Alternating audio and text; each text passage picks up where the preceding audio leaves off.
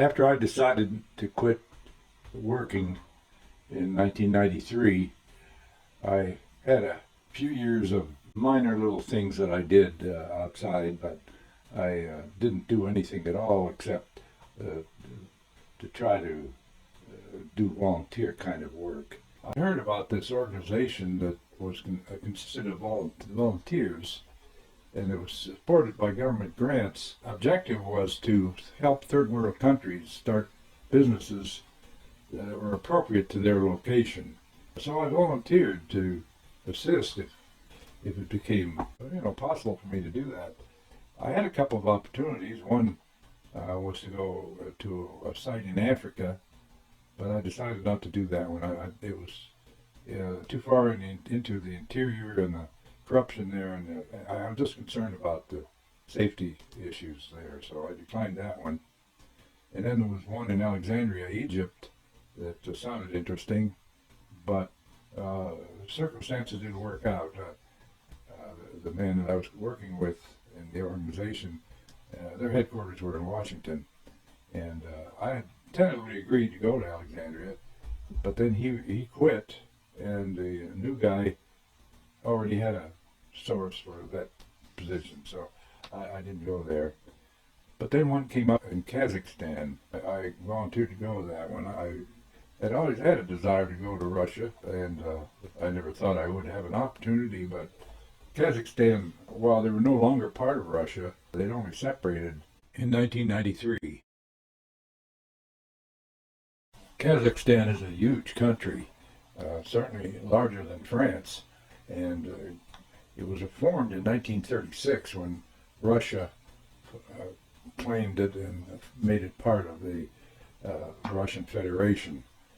And in 1993, when Russia fell apart, they became independent once more.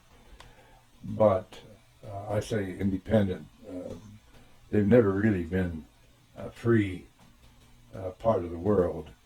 Their history goes back thousands of years into the Dark Ages, and they were at crossroads of endless invasions and slaughters and oppression. There's a French prince that went through there in the 1840s, and he wrote a book about where there's a total absence of pity toward man or beasts, and if you want to go to a place and be unhappy, go to Kazakhstan, because there's no freedom there, and there's nothing but control and life and continual fear of the knout.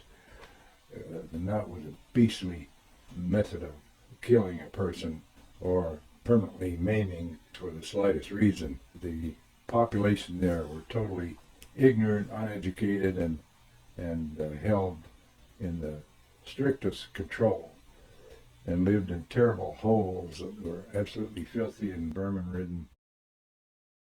Kazakhstan is basically a flat country, except in the far eastern edge of the country where the Ural Mountains rise. But otherwise, it's a flat, unfertile region of the world. A large part of Kazakhstan was originally underwater in a vast shallow lake that eventually evaporated. I remember one time I was riding along in the back seat of a chauffeur-driven semi-jeep type contraption, and we were driving across country on a dirt road, and the dust was just boiling for miles behind us. But I noticed along the banks of the road, where the road had been eroded by long centuries of use, and the topsoil rose above the road, and I could see the edges of the substrate underneath the grasses that were growing on the exposed surface. And I noticed a white streak, pretty persistent, about 3 inches below the surface. So I asked the driver to stop, and I was curious to see what that white was. It looked like salt, but it was hard to believe that there was an endless layer of it over those so many miles. So I got out and I put my finger on it and broke it a little piece and tasted it, and it was definitely salt. The infertility caused by this layer of salt precludes any farming there. The grasses that grow on topsoil are only fit for raising sheep. Cows cannot survive, but the country is subject to terrible, endless winds that blow from across the steppes and from Eastern Europe, Poland and the Ukraine, all that flat country permits the wind to blow unimpeded across Kazakhstan, and it blows regularly and constantly. And the temperature there is subject to sudden changes, both in the spring and in the fall. I was there in August, and it was hot, and the unmerciful sun beating down with a hot wind. And I was there 3 weeks in total, and the week before I left, one night it turned suddenly very cold, down in the 40s, and of course the wind never stopped, so instead of a hot suffocating wind, it was a cold penetrating wind. And people told me that was typical, that winter had set in while I was there, and with that great suddenness. I saw typical construction there everywhere. The buildings were poured in haste and during the cold weather, and the concrete was porous and open and very rough, and nothing really very square. The most glaring example was the flight of stairs leading from the ground floor to the second floor of my hotel, where my room was. It was kind of a spiral stairwell winding in the corner of the building, and the stairs were about 5 feet wide, and the treads, of course, being spiral, were narrow on one end and wider on the outside edge. And the height of the steps, as well as the angle of the step, varied with every step. There weren't two steps alike, so you couldn't get into a rhythm of climbing the stairs. You had to calculate each time you put your foot on the next step how much lift or descent you were going to get. And the sloping of the tread itself made it an experience, to say the least.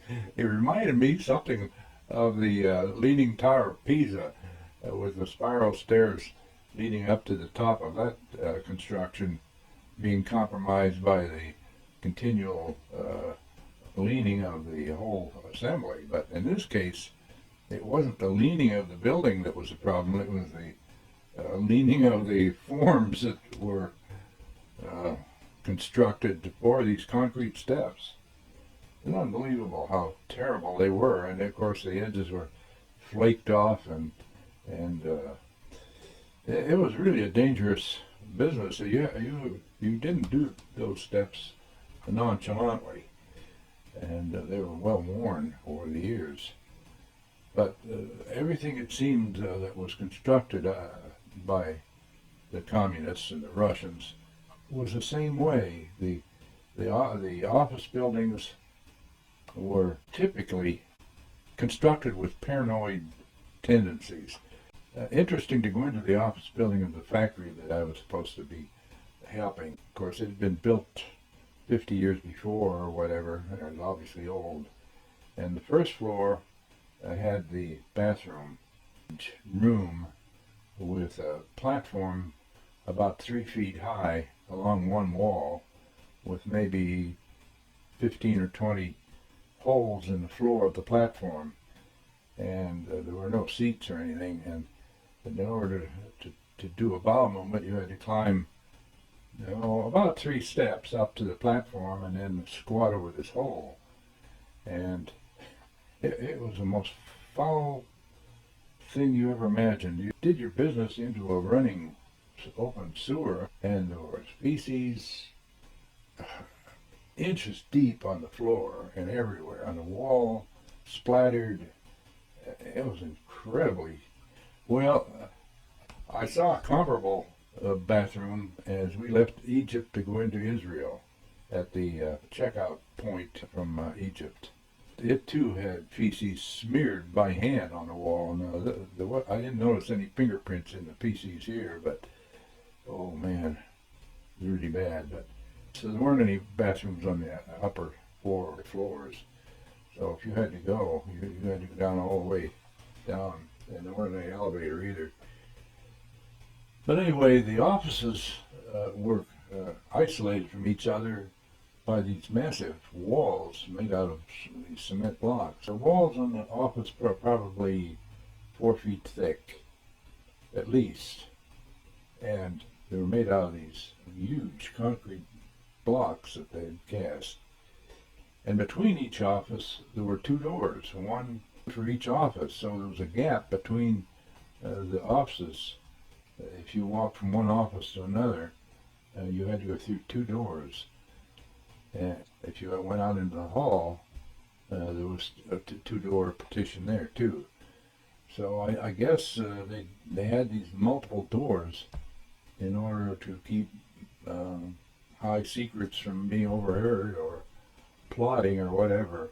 The offices themselves were large rooms with a fairly high ceiling and no heat in them. So I didn't see any sign of a radiator or hot air convection. There wasn't anything.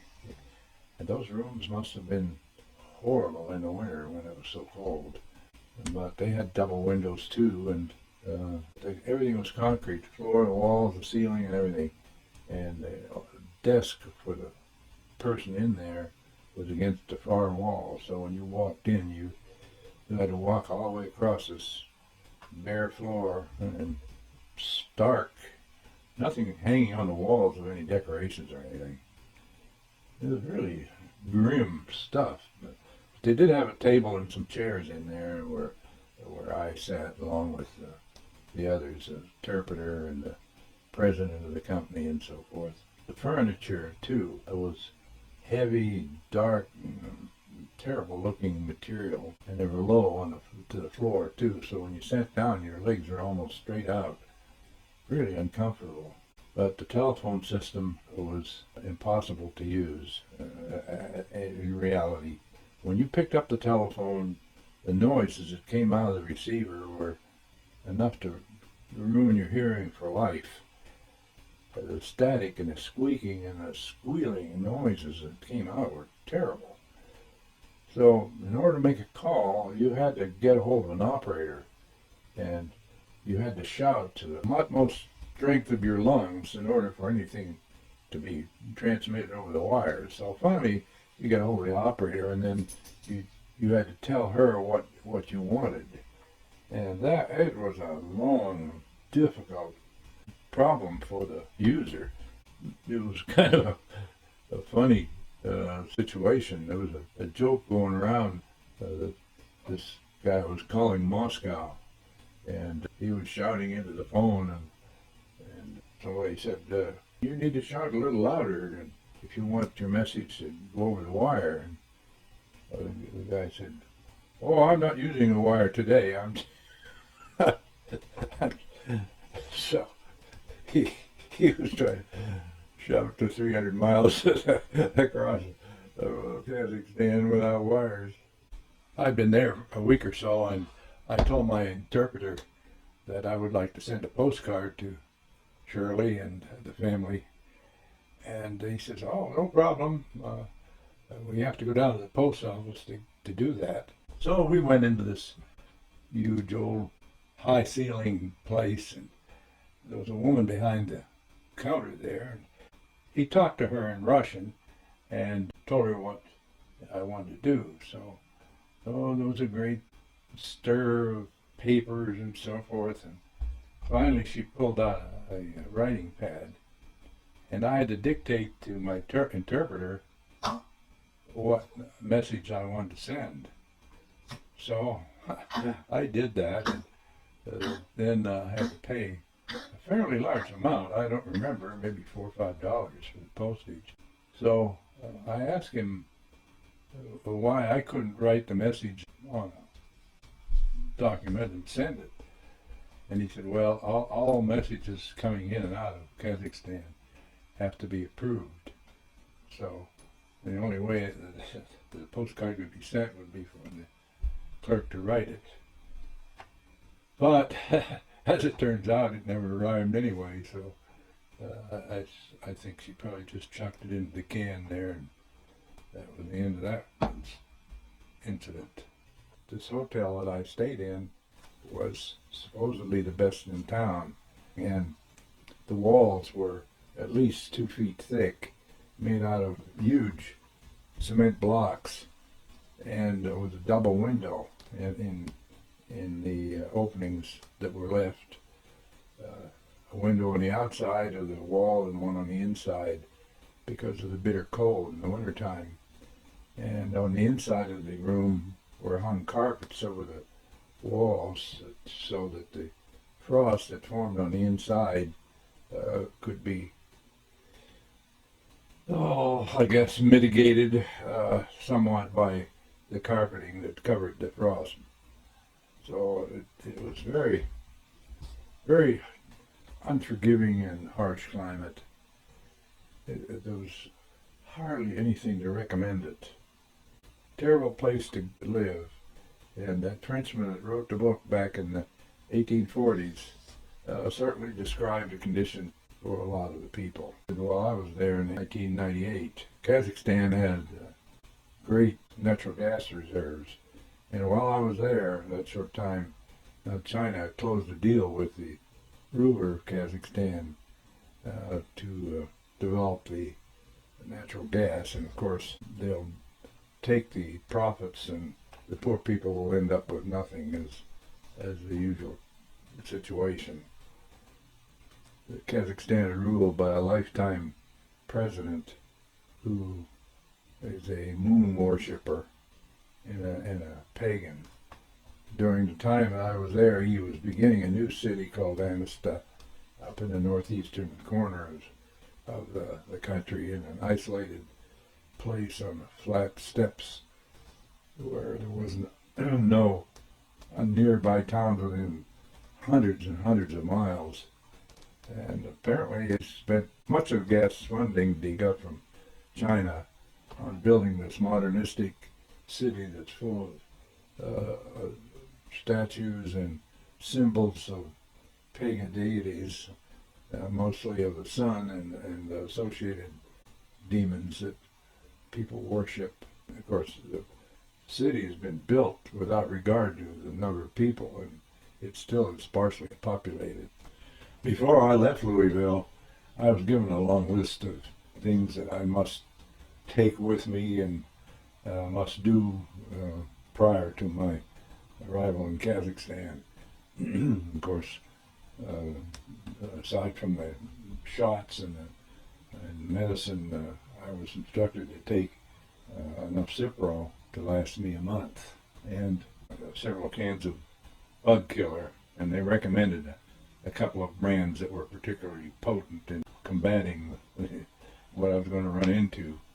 They also warned me about staying away from walking in the fields because there were certain bugs or whatever it was in the fields that might give me some kind of a undesirable result. I had to have a full range of typhoid and diphtheria and all. I don't remember all of them, but anyway, I got all that, and during the time that I was getting the shots, I also was doing a lot of research and planning and trying to anticipate what kind of a contribution I could make. So I made a list of all the potential products that I thought could be produced in a third world country, and I tried to get samples of various other kinds of products. For example, bottles, making bottles or containers of various sorts, and other products that were relatively simple but might have a market in that poor country. I got prices for used machinery in Europe and England. I made a lot of long-distance calls to England and Poland, and I did locate various types of machines that I thought might be needed and would be a part of the selection that they made of the products that they'd like to try to produce. So I had a suitcase full of sample parts and examples of what I was talking about. I also wrote a letter to my boss of this organization and to the potential client. And I emphasized that I would not have a direct involvement in any of the financing, that was up to them, but that I would recommend and select machinery and processes. So I restricted my visit there in order to avoid financial difficulties. I had read about this American that was over there and had tried to help somebody and couldn't succeed in getting the financing. And it irritated the Kazakhstan people involved to the point where they accused him of embezzlement and or fraud or some such. And so he was thrown in jail there in Almaty and spent a year in prison trying to get through the legal system over there. It's a Byzantine underworld over there, so being in trouble with the law in Kazakhstan is not something that you want to encourage. I had a chance to look over their balance sheet and financial statements, and it was obvious that there wasn't enough sales to support 40 people. Their balance sheet showed, as I recall, around $385,000 in sales. I knew that business too well to be fooled by phony numbers. As it turns out, those numbers are all lies. They didn't have any sales that I could see at all. They weren't producing anything. And they had 40 people on the payroll, so-called, except that they weren't getting paid, hadn't been getting paid for a long time. And yet those people came into work every day that I was there, dressed up and went to their desks and did nothing. I think those people came in there while I was there to provide a sham appearance of a going business. They were going to fool this old buzzard. The mindset in that country was totally upside down. I got on the plane and flew to Vienna from Louisville. Then I laid over in Vienna one night because of the long trip. I arrived there in the afternoon.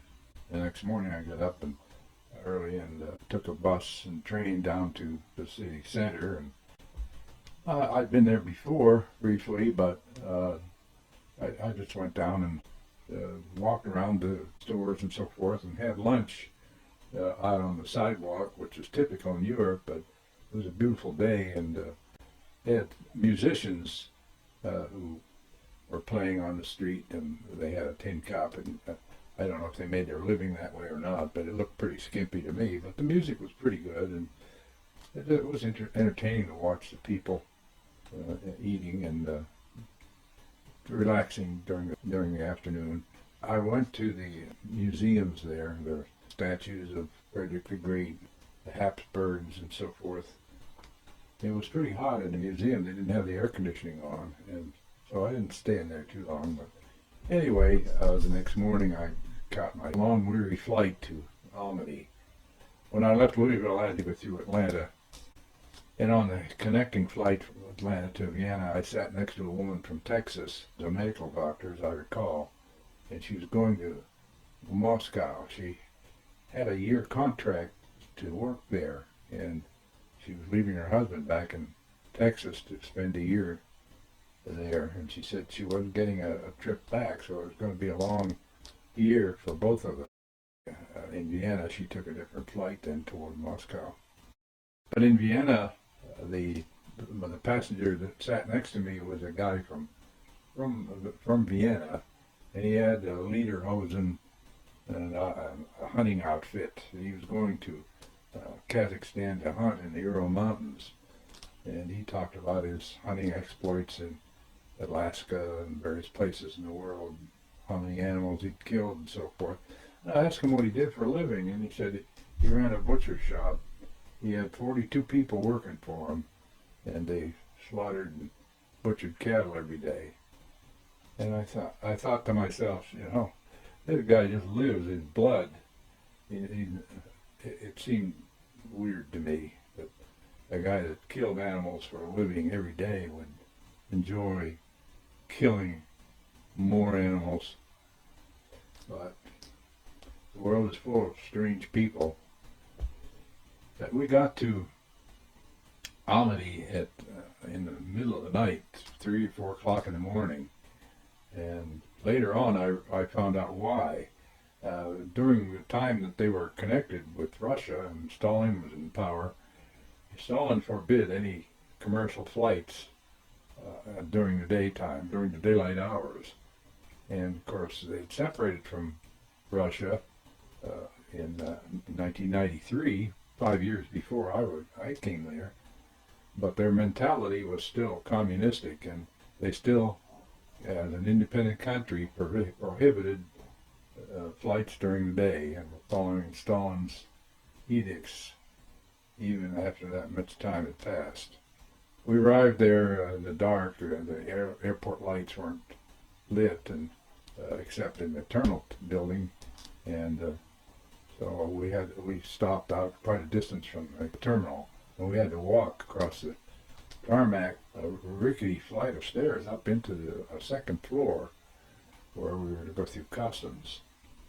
And oh, it was a rough building. Gosh, rough boards, and so well, I understand since then, and this is 30 years ago almost now.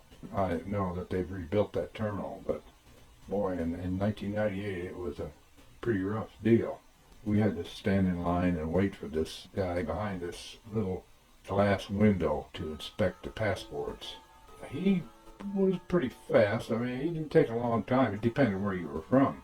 But when I stepped up to the glass, I could see through this dirty, small pane of glass into the office where he was sitting down low. I could look down on the top of his head.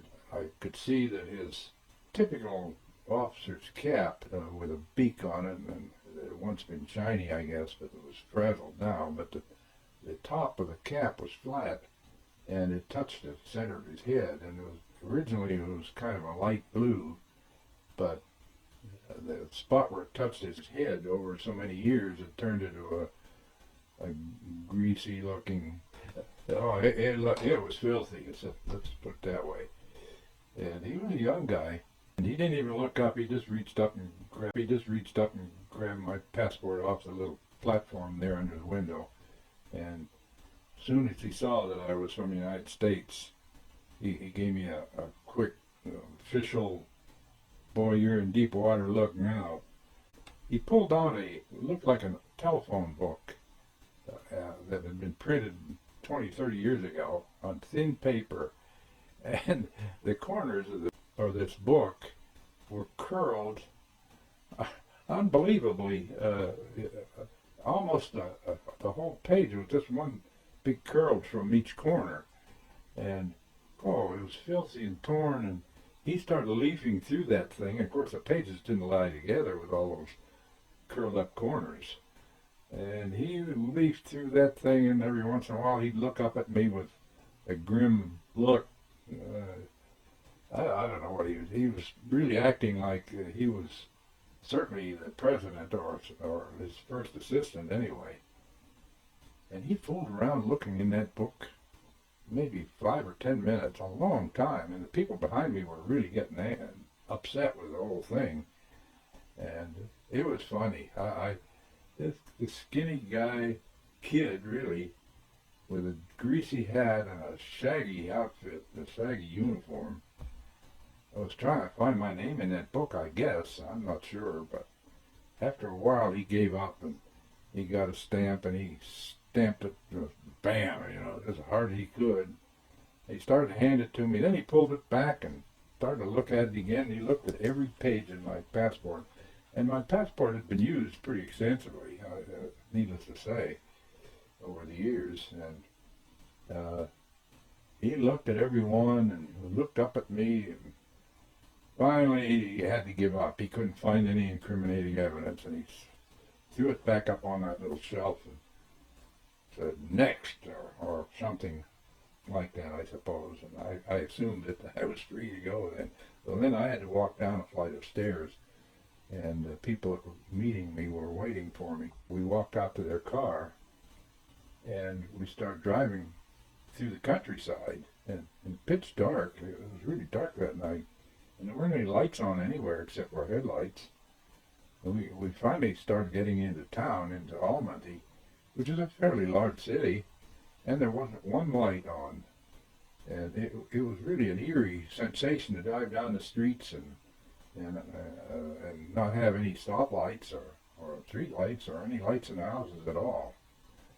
And we finally pulled up to an enclosure, high fence with gates, and the driver blew the horn and nothing happened. He kept blowing the horn. Finally, somebody woke up in the guardhouse there and came out and looked at all our papers and everything. And it was probably 4:30, 5 o'clock in the morning by this time.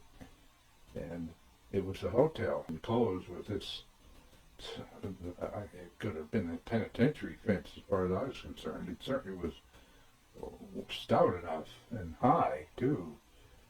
They were determined that they were going to keep people out that they didn't want. And so they opened the gates and we drove in. The clerk was at the desk there. And he checked me in and took me down to my room. I had a nice room. But boy, I sure made use of that bed that night. I was tired. I had been warned ahead of time not to take my documents with me if I left the hotel anywhere in Kazakhstan, but alternately to make a carbon or a Xerox copy of my passport and my airplane ticket and carry the copies and leave my originals in the safe there at the hotel. And I was told that because the policemen in Kazakhstan are totally corrupt.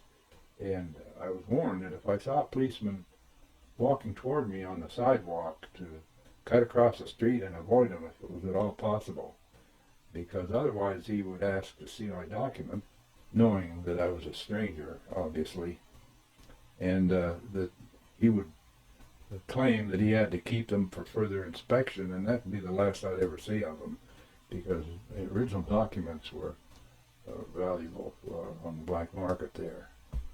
So I had occasion to avoid a policeman, but I saw him far enough away that I didn't have any trouble avoiding him. But I saw numerous occasions of policemen stopping cars and stopping us too. The driver would obviously stop when the policeman stepped out between cars or off the sidewalk, and he'd reach for his wallet and give him 10 tingies, which was equivalent of about $9. And the policeman would take the money and give a little salute and wave us on. Didn't know any paperwork or anything written. And I asked the driver, I said, why don't you take the ticket and fight it? He said, well, yeah, I could do that, but I'd have to leave the car here. We'd have to ride downtown to the police station in their car and go through a lot of red tape and delays and waiting and so forth. And then we might have to spend the night in jail while they did the investigation. But the worst thing would be when they lost the papers and they couldn't do anything about letting us out or bail or anything because they couldn't find the papers, or they were very sorry, but they didn't understand how they could have gotten lost, but they were searching for them. And he said sometimes it might take a month for them to find them. And then you still have to end up paying the fine and costs. So everybody understood the game, and it was done. I got sidetracked there a little bit on that story, but the next morning, early, it was maybe 7 o'clock. I only got an hour or two sleep when the president came to the hotel and told me that we had to go to the police station and he had to register me. So we drove down to the police station, and then rather than me go in there, they went in themselves. We were in there probably 45 minutes or so. When they came out, they said, we have to go to the office and write a letter explaining why you're here. So they took me back to the hotel, and about an hour or so later, they came back with a typewritten letter. And then we went back down to the police station, but I stayed in the car. They didn't want me to go in the police station for some reason. But anyway, they came back out after a time, and they said everything was all right. But after I got the okay to stay in Albany, I had another flight of 1,300 miles to get to the sort of site of my actual work. And that flight didn't go for about 2 days. I think I stayed in Albany. And the people in my sponsoring organization had an office in Albany. They came over and took me to their office, and they had more paperwork to fill out and so forth. Well, they filled it out actually. But I was impressed by the two beautiful girls that were working there. I was almost tempted to tear up my return ticket. But anyway, there were a couple of other people there that were going to work in Kazakhstan at other locations from my organization. 5 of us went to this Japanese hotel and on the outskirts of Albany. The Japanese were investing there for some reason, and they had built a beautiful hotel, and the grounds were really amazingly well done, and lots of green and grass and shrubbery and so forth around this hotel. It was very well done. And we went in there, and they had a spread of an unbelievable number of different kind of food and fruit and desserts and so forth. There was enough. There were probably 60 feet of trays and a buffet-like setup in that very, very nice dining room. So we all had a turn around through that buffet, and very, very, very high-end food and preparation. And we had a really great meal there, and there wasn't anybody else in there. I don't know what they did with all that food, but there were just the 5 of us and maybe a couple of other people, but the place was empty. So anyway, that was the entertainment for the night. The next night, about 1:30 in the morning, they took me back to the airport, and I got on this airplane that had seen better days. It was a jet, twin-engine jet, but it was filthy and old and decrepit. And we took off, and we didn't fly very high, maybe 2,000 or 3,000 feet over the flat countryside, and I suppose we flew over a road or two, but I didn't see any roads. It was the most desolate 1,300 miles I've ever seen. And we landed in Ursk, and about late in the night, same kind of rigmarole there, and no lights in the city, and they took me to this hotel.